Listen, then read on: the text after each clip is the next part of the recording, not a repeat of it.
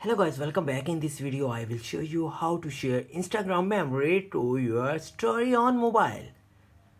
First step is open Instagram app. Then go to your profile in the bottom right corner. Then tap the homebridge icon at the top right corner. Then select archive.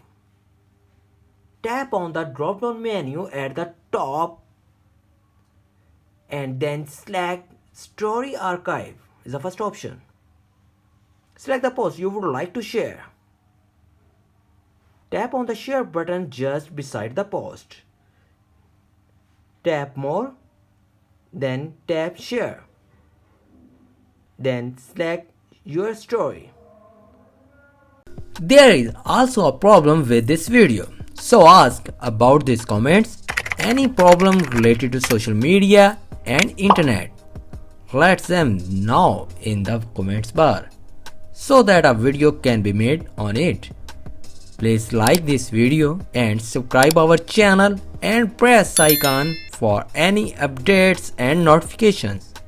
Thanks for watching.